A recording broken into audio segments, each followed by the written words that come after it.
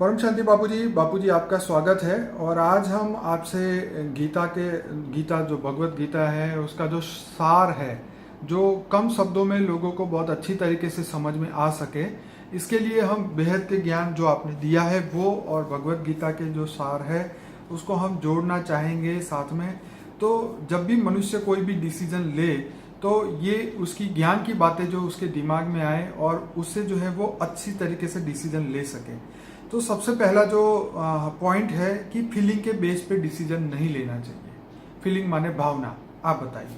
देखो, जब कोई भी मनुष्य आत्मा फीलिंग माने भावनाओं में आकर कोई भी कर्म करता है, ठीक है, कोई भी डिसीजन लेता है और कोई भी डिसीजन लेकर कोई कर्म करता है, तो भावनाओं के आधारित किया हुआ कर्म वो उसको नुकसान करने वाला हो सकता है, ठीक है, नुकसान भी करता है।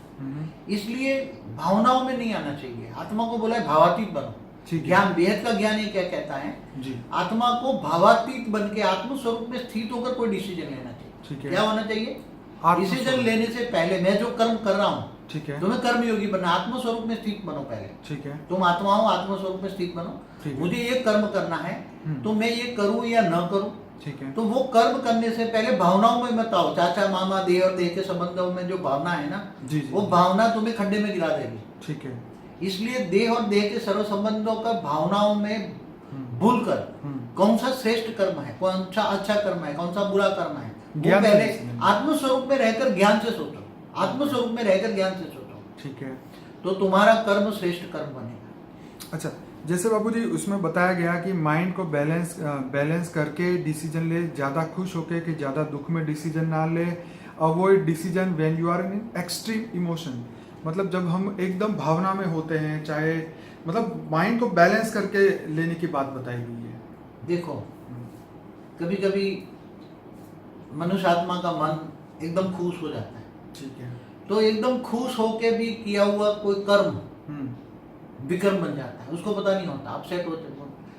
कभी कभी अपसेट हुआ है, ठीक है, ऐसी तरह अपसेट हो जाता आत्मा, ठीक है, और अपसेट होकर भी किया हुआ कर्म भी विकर्म बन जाता है। इसलिए हर परिस्थिति में भावातीत रहना है। आत्मा को क्या रहना है? मनुष्य आत्मा को क्या करना है? हमेशा जीना। आर्ट ऑफ लिविंग क्या है? जीने की जो कला है वो भावातीत रह के जीना है, भावनाओं में आके नहीं जीना है, और दुख में दुख का अनुभव नहीं करना होने देना है, ठीक है, और दुख में हो तो ऐसे परिस्थितियों में कोई डिसीजन नहीं लेना है, और सुख में भी कोई डिसीजन छक नहीं जाना है। छुक आ गया, थोड़े लोगों के पास देखा मैंने प्रैक्टिकल लाइफ में, जैसे मैं इनकम टैक्स लॉयर था, तो जब रेट केस में करता था, बहुत बड़े बड़े पैसे वाले हैं ना, जब पैसे होते थे तो ऐसे कर्म करते थे, पैसों के जोर पर ऐसे कर्म करते थे, ऐसे कर्म करते थे। बाद में जब इनकम टैक्स की रेड होती, पैसे चले जाते ना, तो फिर पछताते थे, मैंने ये कर्म न किया होता तो न करना था, न करना था, वो नहीं करना था, वो नहीं करना था। तो जब आत्मा अच्छा बुरा का अनुभव करती है, अच्छे और बुरे वक्त पे भावातीत होकर डिसीजन ले, और अच्छे बुरे वक्त पे एकदम लेवल, आत्मा का लेवल आत्म स्वरूप में होना चाहिए। आत्मा स्थित प्रज्ञ अवस्था में होनी चाहिए, हमेशा शांत रहे, स्थित रहे। इसलिए कोई डिसीजन न ऐसा ले कि कर्म बंधन हो जाए। बाबूजी जैसे कृष्ण ने कहा है गीता में कि मन में तैरते सुख और दुख से ऊपर उठ के कर्म करो। मन में तैरते सुख और दुख से के आधार पे कोई डिसीजन ना लो। जैसे आगे है कि क्रोध या मोह माने अटैचमेंट से कोई भी डिसीजन ना ले। देखो, क्रोध और मोह और लोभ, ये सभी चीजें है ना विकार, काम क्रोध लोभ मोह अहंकार, यानी कि वेरी जी, ये ज्ञानी तो आत्मा जब ज्ञान ये समझ जाती है कि ये काम क्रोध लोभ मोह अहंकार ये सब विकार है, और विकार युक्त कोई भी कर्म, विकारों से भरा हुआ कोई भी कर्म, लोभी पुरुष इतने दुष्कर्म करता है, लोभ लग जाता है, सही है, हाँ, तो 7 पीढ़ी तक कमाने के लिए पाप कर्म करता है। सही बात। और पाप कर्म इतना कर्म करता है, फिर जब मरते वक्त याद आता है मैंने तो पाप कर्म करते करते करते इतना धन इकट्ठा किया, अब मेरा लड़का है ना, ये लड़का उड़ा रहा है पैसा, उसका बच्चा उड़ा रहा है, वो देखा नहीं जाता, और मेरी पूरी जिंदगी की मेहनत की कमाई उड़ा रहा है, वो मर जाता है तो वो उसी कारण वो भूत बन जाता है। क्या बनता है? मरने के बाद देखता है कि मेरे तो पैसे ये लड़का उड़ा रहा है, बुरी उल्टे काम में उड़ा रहा है, पाप कर्म कर रहा है, तो मैंने कमाया भी पाप कर्म, और मेरा जो कमाया हुआ धन वो भी पाप करने जा रहा है, तो मरा हुआ भूत भी बनकर भी अच्छा नहीं बनेगा, भूत भी सदगति नहीं हो सकती, भूत बनकर भी। तो मनुष्य तो जीते जी भी अच्छा नहीं भोग सकता और मरने के बाद भी भूत बन के दुखी होता है। ऐसे कर्म न करे। लोभी ऐसा होता है। जी ये मोही, मोह का कारण बताऊं। जी मोह किसी में मोह हो जाता है तो मरने के बाद अंतमति सोगति। किसी की गद्दी में मोह है, कोई पॉलिटिशियन मर गया, कोई प्राइम मिनिस्टर बन गया, हाँ, किसी को अच्छा काम कर रहा था, देश को इंडिपेंडेंट दिलाना चाहता था, मर गया। कोई अच्छे काम वाला भी मर गया, बुरे काम वाला भी मर गया, मगर मोह था गद्दियों में, बच्चों में, देह और देह के संबंधियों में मर गया। पूरी जिंदगी मोह के कारण वो कर्म, बुरे कर्म करता रहा, पाप कर्म करता रहा। मरने के बाद अंतमति सोगति। भूत बनने के बाद भी वो उसकी कुर्सी की लालसा रहेगी, पॉलिटिकल लालसा रहेगी, राजा बनने की लालसा, जो भी पहले राजा भी कुर्सी पे बन जाके भूत प्रेत बन जाते थे। इसलिए अंतमति सोगति का ख्याल करो कि मेरी भी मरने के बाद भी सदगति नहीं होगी। मैं अच्छे कर्म करूं तो अच्छे कर्म करने के लिए आत्मज्ञान चाहिए, आत्मस्वरूप की अनुभूति चाहिए और आत्मा में पावर चाहिए। इसलिए कोई भी ऐसा कामी, क्रोधी, लालची, कामी, क्रोधी, लालची, इनसे भक्ति ना हो, ये भक्ति भी नहीं कर सकते। ये तो ज्ञान मार्ग है, हमारा तो ज्ञान मार्ग है, और वो भी बेहद का ज्ञान। बेहद का ज्ञान माना बहुत, तुम आत्मा चाहो तो आत्मा परम आत्मा बन सकती है अपने श्रेष्ठ कर्मों से। आत्म स्वरूप में स्थित होकर परम शांति के वाइब्रेशन फैला के आत्मा जो चाहे वो शांति भी पा सकती है, परम शांति के वाइब्रेशन फैला सकती है। तो ऐसे कर्म करो कि तुम्हें पीछे न पछताना पड़े। अभी बापूजी बात करते हैं निष्काम कर्म के बारे में। जैसे हमारा कोई भी डिसीजन जो है वो रिजल्ट को देख के नहीं होना चाहिए। जैसे मतलब जो लोग हैं रिजल्ट को ही फोकस करके कर्म करते हैं। जैसे लोग सोचते हैं कि मॉर्निंग वॉक करके क्या फ़ायदा, पतले तो हो नहीं रहे। तो जब मॉर्निंग वॉक करते हैं तो उसको उसके बारे में कि मैं पतला होऊंगा कि नहीं होऊंगा ये बात की बात है, लेकिन आपने वो डिसाइड करना है और उस पर काम करना है। उसका फल तो देखिए, फल तो किसी के हाथ में है नहीं। परमात्मा ने बोला फल तो मेरे हाथ में है, तो जब आना होगा आएगा, लेकिन हमें निष्काम कर्म करने हैं। आप बताइए। देखो, कर्म और निष्काम कर्म में जमीन आसमान का अंतर है। ठीक है। अब जब कोई सोचता है कि मुझे ये कर्म करूंगा तो ये फल मिलेगा, ठीक है। जैसे कोई सोचता है मैं डॉक्टर बन के बहुत बड़ा पैसा कमाऊंगा, मैं इंजीनियर बन के बहुत बड़ा पैसा कमाऊंगा, मैं पॉलिटिशियन बन के बहुत बड़ा पैसा कमाऊंगा, गद्दी हासिल करूंगा। ये सब ये इच्छा से क्रिएट किए हुए कर्म है। क्या है? इच्छा से क्रिएट हुए कर्म, अपनी इच्छा ये है। अब इच्छा के कारण जो कर्म किया जाता है उसका रिजल्ट उसको ये है कि मुझे, मैं डॉक्टर बन के पैसा कमाऊंगा ही कमाऊंगा। मगर कर्म किए, मगर जो ये सोचता है कि ठीक है, मैं ये सोचे कि मैं डॉक्टर बन के लोगों की सेवा करूंगा। क्या क्या सोचे? डॉक्टर बन के मैं लोगों की सेवा करूंगा, तो वो निष्काम कर्म हो गया। क्या हो गया? ठीक है। हाँ, कोई बोलता है मैं पॉलिटिशियन बन के लोगों की सेवा करूंगा, तो ये निष्काम कर्म हो गया। और निष्काम कर्म में ज्यादा शक्ति होती है, आत्मा में ज्यादा पावर आती है। आत्मा लोगों की वास्तव में सेवा जो इच्छा है, इससे अनेक गुणी सेवा कर सकता है। देश की भी सेवा कर सकता है, स्टेट की भी सेवा कर सकता है, लोगों की भी सेवा कर सकता है, और अंत में चाहे तो आत्म स्वरूप में स्थित होकर आत्मा की पावर बढ़ाए और वो भावना रखे, कोई भी मुझे फल नहीं चाहिए, केवल मुझे लोगों का काम कल्याण करना है। क्या करना है? कोई चाहे तो मुझे दुनिया बदलनी है, बस जो भी हो जाए मुझे दुनिया बदलनी है। तो निष्काम कर्म उसको बोलते हैं कि फल की आशा रखे बिना कोई भी कर्म किया जाए। मगर आजकल तो ऐसा कोई निष्काम कर्म वाला कोई मुझे तो नहीं दिखाई देता। बापूजी आगे है, बदलाव से ना डरे, बदलाव से मत डरे, क्योंकि नेचर जो है वो हमेशा बदलता रहता है। Change is the law of nature. अपने को खोने का जो डर है वो मनुष्य को निकालना चाहिए। देखो, जो भी खोने का जो डर है, आज जो स्टेटस है मनुष्य का, जो स्टेटस है, आज मनुष्य के पास गाड़ी है, बंगला है, सब कुछ है, वो खोने का डर रहता है। इसलिए हमेशा हर पल मैं क्या करूं उसमें ही जीता है ना वो। ठीक है। हर मन तो एक सेकंड में कितनी बार सोचता है। इसलिए मनुष्य आत्मा को ज्ञान चाहिए और अपने स्टेटस की जिम्मेदारी कि वो जो मान शान है उसकी चिंता ना करे। पहले तो अगर सुखी होना है तो मान शान से परे हो जाए।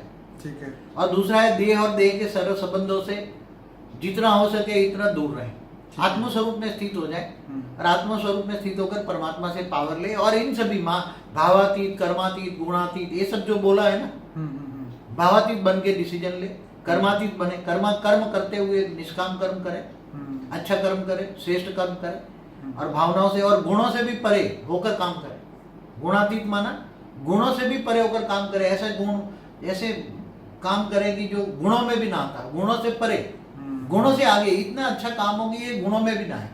गुणातीत कर्मातीत भाव, तो उसको उसकी आत्मा को यहाँ ही धरती पर वो आत्मा परमानंद स्वरूप का अनुभव करेगी।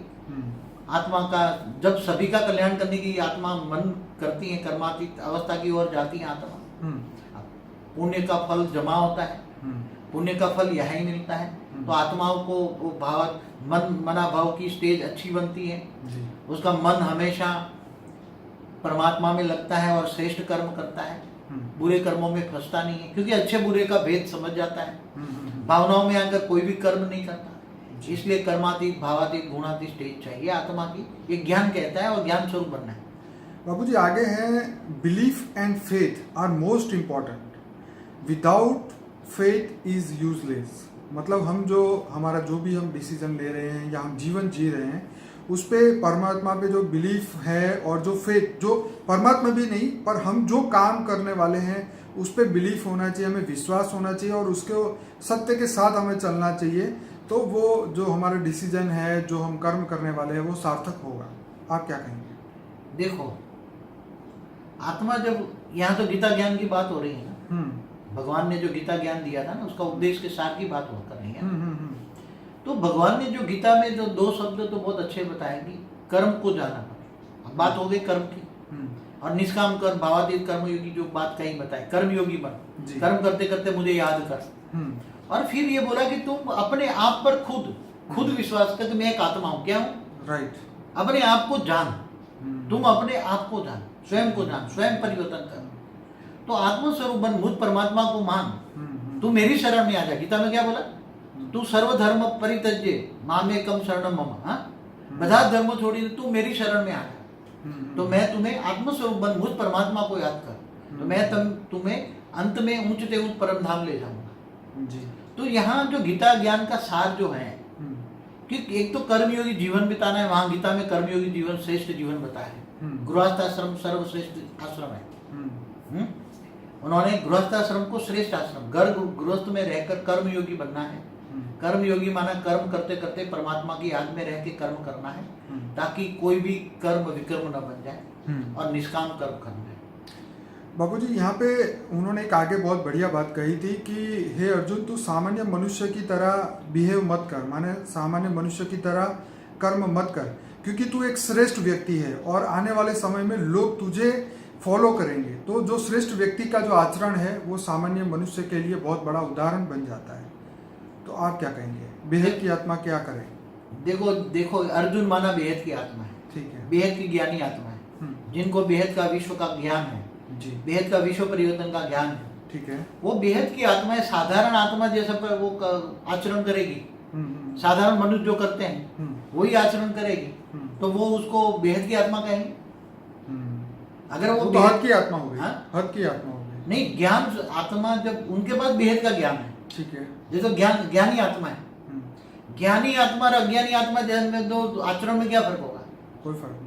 अगर ज्ञानी बेहद का ज्ञानी आत्मा अगर हद के ज्ञानी जैसी आत्माओं का आचरण करता है जी, जो आत्म स्वरूप में स्थित होकर डिसीजन नहीं लेता, आत्म स्वरूप में स्थित होकर सच्चा अच्छा क्या है वो नहीं समझता जी, और आत्म स्वरूप में स्थित होकर विक्रम विनाश नहीं करता, और साधारण मनुष्य की तरह रोता रहता है, साधारण मनुष्य की तरह चिल्लाता रहता है, और परमात्मा को भी सुनाता है, मैंने तो ऐसा हो रहा है, ये हो रहा है, ये हो रहा है। साधारण मनुष्य ऐसा ही करता है ना, परमात्मा को गालियां देता है ना। गीता में कहा ना कि सामान्य मनुष्य जो है वो विषयों का चिंतन करते हैं। साधारण मनुष्य के अंदर विषय विकार इतना है, इसलिए क्या लिखा, विषय विकार मिटाओ देवा पाप हरो देवा। जब विषय विकार मिटता है, जब आत्म स्वरूप का ज्ञान होता है, आत्म परमात्मा की प्राप्ति होती है, तब विषय विकार हट जाता है, तो आत्मा में पाप हट जाता है ना।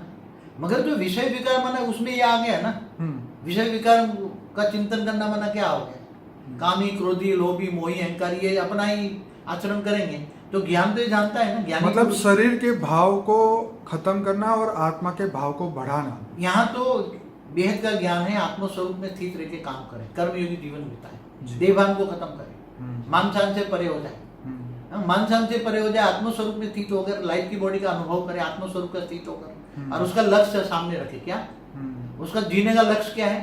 कर्मातीत अवस्था पाना है, स्व परिवर्तन करके विश्व परिवर्तन करना है जी। ये लक्ष्य होगा तो वो ये साधारण आचरण से बच जाएगा।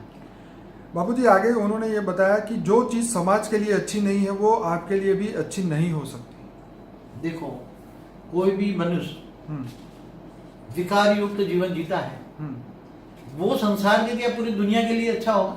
हम्म, जैसे कोई विकारी है, विकारी संकल्प डालता है। हम्म, हम्म, मैं आपको एक एग्जांपल दूं, प्रैक्टिकल हम्म। ज्ञान के, भेद के ज्ञान के आधार से। हम्म, कोई एक विकारी यहाँ बैठा है हम्म, और इसकी पत्नी अमेरिका में है, ठीक है, और यहाँ नेगेटिव देहभान के, काम विकार के वो संकल्प डालता रहता है। ठीक है, हाँ? तो उसके संकल्प अमृता तक जा रहे हैं, बहुत बहुत पावरफुल संकल्प डाल रहा है, बहुत पावरफुल संकल्प डाल रहा है। तो विकारों में पावर है ना, नेगेटिविटी ज्यादा है, तो वो संकल्प, काम विकार के संकल्प पूरा वायुमंडल को क्रॉस करते करते अमृता तक उसकी वाइफ को टच करेगा ना।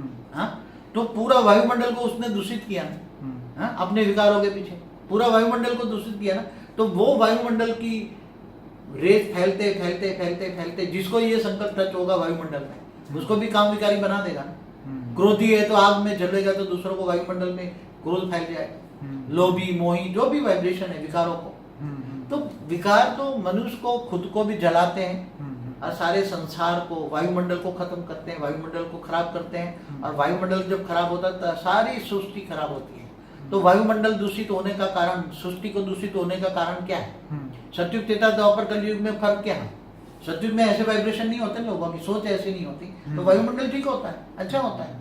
आज कलयुग के अंदर लोगों की नेगेटिव सोच, विकारों की सोच, विकार युक्त रहना, खाना पीना, सोचना, तो ये नेगेटिव वायुमंडल, हर कोई का वायुमंडल नेगेटिव इफेक्ट करता ही है। हर कोई की सोच, हर कोई की सोच नेगेटिव वायुमंडल बनाता है। इसलिए सोचो कि भी तुम तो अपना खराब कर रहे हो, भविष्य भी तुम्हारा खराब हो रहा है, दुनिया भी खराब हो रही है। इसलिए सोचो, समझो, आत्मस्वरूप में स्थित होकर परम शांति सोचो, बोलो परम शांति दुनिया को भी मिलेगी, तुम्हें तो मिलेगी, दुनिया को भी मिलेगी। बाबू जी आगे है, परमात्मा पे विश्वास रखिए और उनको हमेशा थैंक्स कहते रहिए। ग्रेटिट्यूड परमात्मा के प्रति आपका होना चाहिए। परमात्मा को प्रेम करते रहिए और परमात्मा की याद में डिसीजन लीजिए और ऑलमाइटी अथॉरिटी पे हमेशा से के लिए ट्रस्ट रखिए। देखो, खुद को पहले जब आत्मस्वरूप में खुद पे, स्वयं पे पहचान होगी, खुद की स्वयं की पहचान, आत्मस्वरूप, और ऑलमाइटी अथॉरिटी को जानेगा, ज्ञान से जानेगा। कैसे जानेगा? गीता में कहा है कि मैं जब तक ध्यान योग से नहीं मिलता, मैं ज्ञान से मिलता हूँ, और मुझे ज्ञानी तू आत्मा विशेष प्रिय है। इसलिए हर पल ज्ञान का चिंतन करे, आत्मस्वरूप में स्थित रहकर कर्मयोगी जीवन बिताएगा, तो आत्मा बहुत अच्छी बनेगी। ज्यादा तो अब बोल दिया है, जो कहना था सब कुछ कह दिया है जी। इसलिए अब ज्यादातर तो क्या कहूँ, अब इससे आगे बाबू जी मैं यही कहूँगा कि ये जो 10 जो हमने बातें बताई है, ये डिसीजन मेकिंग, ये फ्रॉम भगवत गीता है। ये हमें वहाँ से ये सीख मिलती है कि सामान्य मनुष्य को किस तरीके से जीवन जीना चाहिए, क्या सोचना चाहिए। पर मैं यहाँ अपने श्रोताओं को बताऊंगा कि बापूजी ने जो ज्ञान दिया है, बेहद के विश्व को बदलने का ज्ञान दिया है, आत्मा में से बेहद की परमात्मा बनने का ज्ञान दिया है।